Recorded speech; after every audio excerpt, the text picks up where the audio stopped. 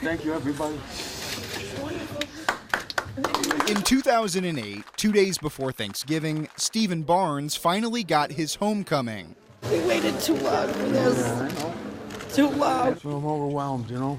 It's the happiest day of my life. I waited for this for 20 years. Back in 1989, a jury convicted Barnes in the murder of Kimberly Simon, a 16-year-old girl from central New York. His mother, Sylvia, visited him every weekend while he was in prison for 2 entire decades. When they slam that iron prison gate, I'll never forget the sound, you know. It's just so heart-wrenching that they close that gate and your son is locked behind there and you know he hasn't done anything and you can't do anything about it. With help from the Innocence Project, DNA evidence exonerated her son in 2008. Forensic evidence and eyewitnesses had been all wrong during the original trial. These days, Barnes still lives in the small town of Marcy near Utica, just around the corner from his mother.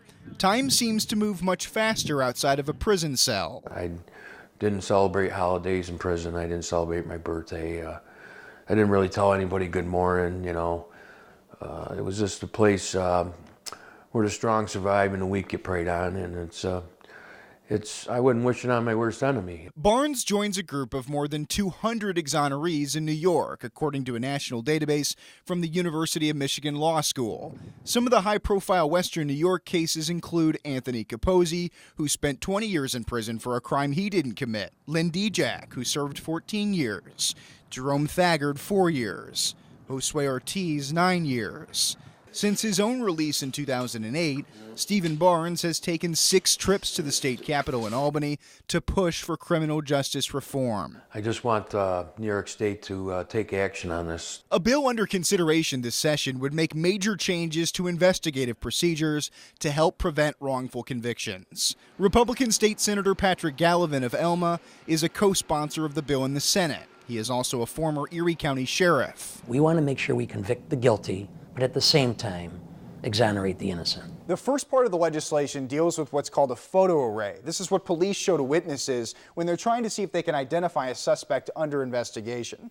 As a part of this proposed bill, the officer doing the photo array would not be allowed to know the identity of the suspect under investigation. It's called a double-blind or blinded process, and the goal behind it is to eliminate any sort of bias, even if it's unintentional. And in return, the prosecution can use the results in court. So that nobody can make an accusation that the law enforcement officer steered the individual in the wrong direction. The second part of the bill would require police to video record all interviews with suspects in certain felony cases. This could guard against false confessions, but it could also protect police by giving them concrete proof of statements made by defendants. It can help ensure that that interview, that confession, can stand up in court. Back in the 80s, police questioned Stephen Barnes for 12 hours. I've asked for certain things during interrogation, like a phone call, and they said I never asked. It would bring all that into the open.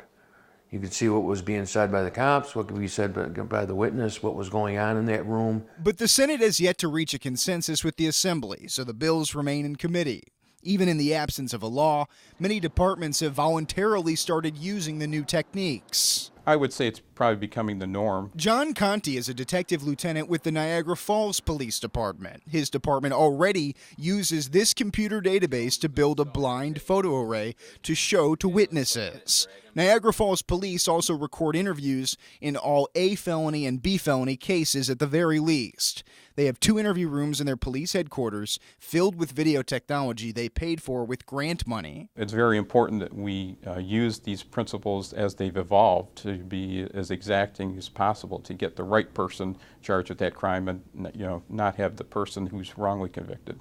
In Erie County, Acting District Attorney Michael Flaherty supports the reforms. The Buffalo Police Department already uses blinded photo arrays and records interviews in felony cases. In an ideal world, I'd like to see every interview recorded.